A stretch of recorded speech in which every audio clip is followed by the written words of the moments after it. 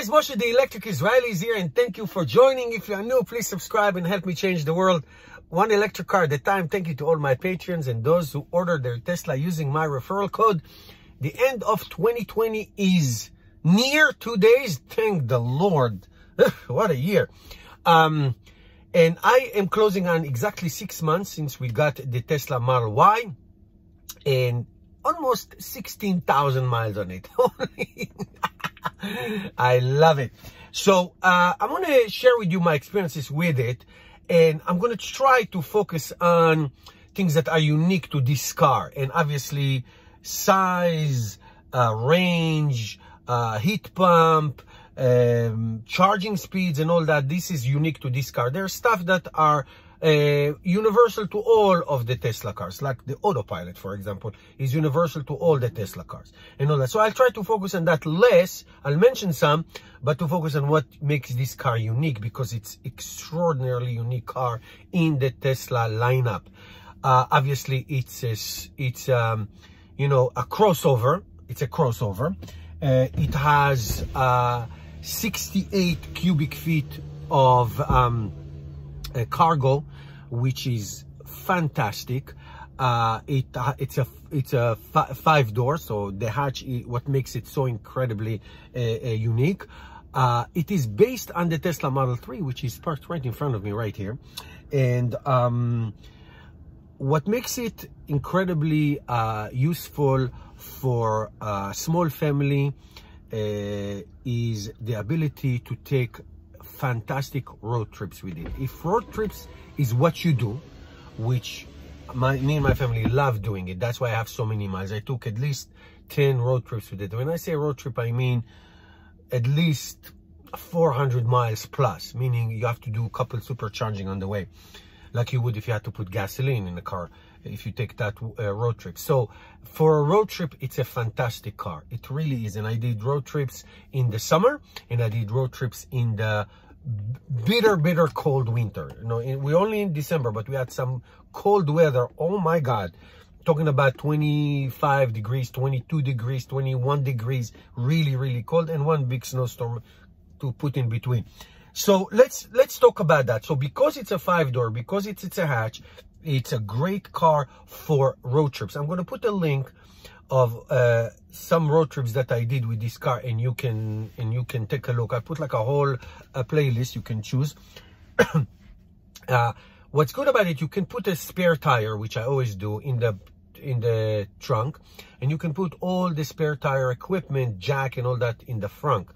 So if you are like me, I'm very handy, and I try not to call for help if I need to change tire. If I can do it by myself, I do it by myself, because that just takes a long time for the Ranger or for the towing truck to come, which happens to me so many times. If I can do it by myself, I rather do it. Sometimes you'll be in a place that you cannot call anybody. So that's why this car is so good. I can put my spare tire, which is basically a regular tire that I keep in the garage, and I put it in the trunk every time I go to a long trip. And I have all the equipment in the front. So that makes it really good. I really like it. It's awesome. And on top of that, you can put all your luggage. You can put duffel bags, you can put suitcases. It's great. It has great weight. It's 5-seater, so my 2 children in the back. It's tall, you know, I'm a big dude, 6'2". So, you know, great headroom, so visibility. This car is awesome for that purpose. You want to take a road trip, this is your car. Now, in addition to that, because it has a heat pump, the efficiency of this car is great. And now, let me qualify what I'm going to say right now so you understand. When I talk about the true range of this car and the efficiency, is I'm talking about driving without compromises. And if you follow my channel, if you follow my road trips, I make a point to drive with no compromises, meaning highway speed, my favorite speed is 75 miles an hour, and I put the heat, air conditioning if we need, depending on that, you know, luggage, people, spare tire, everything like you would. No, not trying to save on weight and save this. The only thing I try to stay away from, if I possibly could, is to put anything on the roof, because that takes a lot of energy because of the drag, like a two box. If you can help that, that would be great. So if you do that, I'll basically give you an easy number. That's like, I'll call it 70 to 95%. What does that mean? 70 to 75% of real world range you'll get in the winter. And I say winter, I mean 32 0 degrees Celsius and below. 20 to 30 or 20 to 32 really. You will get 70 to 75% of the car range. Meaning if you say 100 miles, you'll get 75, 72. Okay, now you want to drive slow, you want to not put the heat, you're going to get some more. But again, my style is drive as you usually would. Okay, so that's that. So I always give that advice. Always charge 100 miles more, or 100% more even. If your next drive is 200 miles, charge to 280, 300 at least. 100 miles, charge to 200 miles. So this way you can drive fast. You don't have to worry about anything. There's tremendous amount of superchargers. You're good. Good stuff. So if you do that, you're awesome. Now, in the summer, it gets even better because I did take summer trips, and that is 90 to 95%. Easy peasy, no big deal. 90 to 95%, meaning if you see 100 miles range, you'll get 90 miles in real world, driving regular speed. So that's what makes this car the best Tesla, and I've driven them all. And I have the Model 3, which I love, but this is a league of its own. The cargo, the speeds, the space, the efficiency, the real world range, the heat pump is just amazing. Now, I can talk to you about the autopilot, but the autopilot is uniform to all the Tesla cars. They all come with the basic autopilot, which is basically the lane keep assist and the adaptive cruise control, which is fabulous.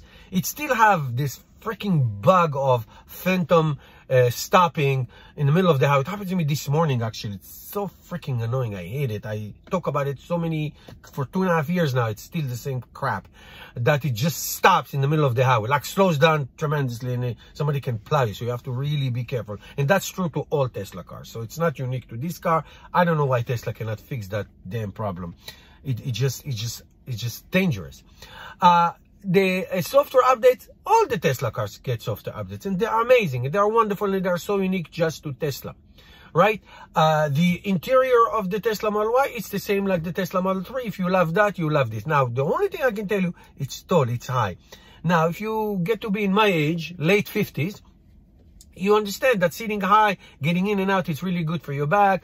If you give a ride to somebody, you know, it's just a comfortable, beautiful car. Now, if you use this car for ride hailing, for ride sharing, whether it's Turo or Lyft or Uber or whatever, it's really fantastic. You know, you can take 2-3 people in the back, you can take their luggage. It's really good, especially if you rent it to Turo. People will take it if you do that. I don't want to do that, but I know a lot of people who do that. That's really great. It's really, really fantastic. It's really the car to do it with. One more very important thing, and that is true mostly for the newer models of Tesla, all of them, the 3, the Y, the S and X, but the newer model, I say 2018, 2019 and above, is the ability to charge really, really fast. More and more Tesla superchargers that are built are what you say level 3. And the older Teslas, and I meet a lot of Tesla drivers on the road, on the highways and superchargers, many of the older Teslas, they just have limited capacity to accept a fast charging. Okay, so these cars, just like the Model 3, can get up to 250 kilowatt as of now that it is available. So it makes long-range driving just a pleasure. It really is. It does make long-range driving a pleasure, and it's very, very important. Don't discount that. Do not discount that.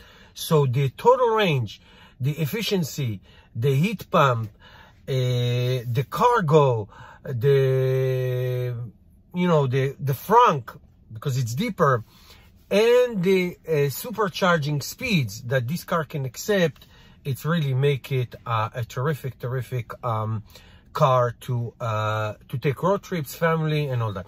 Now, a couple other things. Look, this particular car is earlier model. It's June. It came in March, so it does have squeaks. It does have gaps. I had to change the lamp in the car because it had water in it. The Tesla Ranger came and did it for me.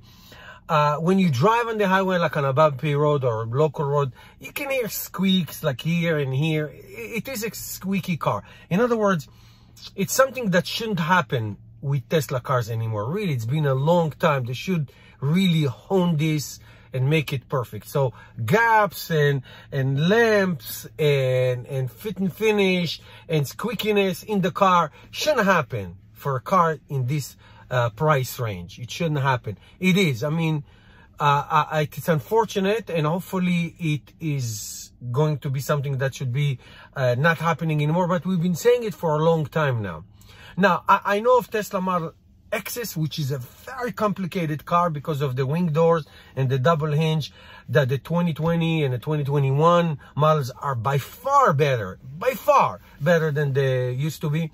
And it's fantastic. And I think that after selling hundreds of thousands of Model 3s, you would think that a Model Y car should have this, should have this fixed in terms of the fit and finish and squeakiness and things like that. Just to give you an example here, I can show you right now my visor. See my visor right now?